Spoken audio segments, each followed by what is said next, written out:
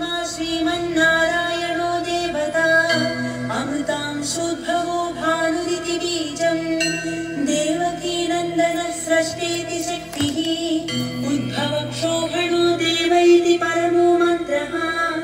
शङ्खभृन्नन्दकी चक्रीति कीलकम्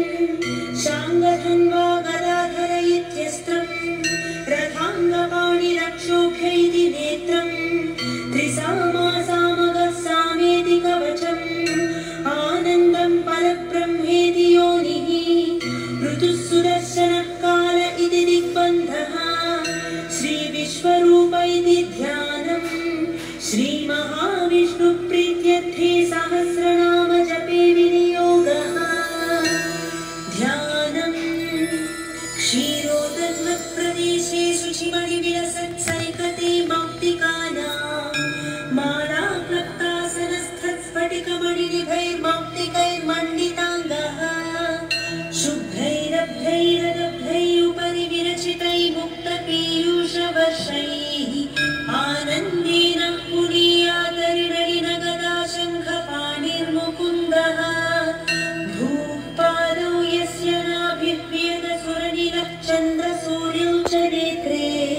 कर्णावासाशिरोध्यौ मुखमपि दहनो यस्य वास्तेयमब्धिः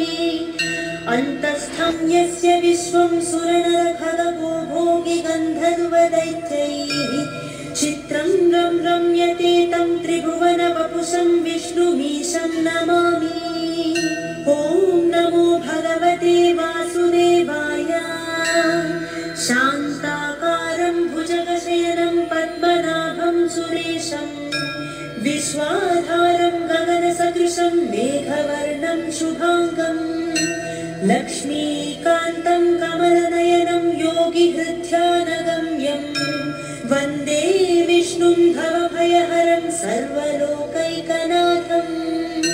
मेघश्यामं पीतकौशेयवासं श्रीवत्साङ्गं कौस्तुभोभासिताङ्गं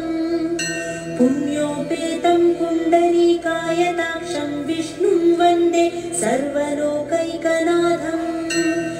नमः समस्तभूतानाम् आदिभूताय भूभृते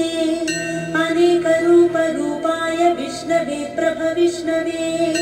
सशङ्खचक्रं सकिरीटकुण्डलं सपीतवस्त्रं सरसीरुहेक्षणं सहारवक्षस्थलशोभिकौस्तुभं नमामि विष्णुं शिरसा चतुर्भुजम् छायायां पारिजातस्य हेमसिंहासनोपरि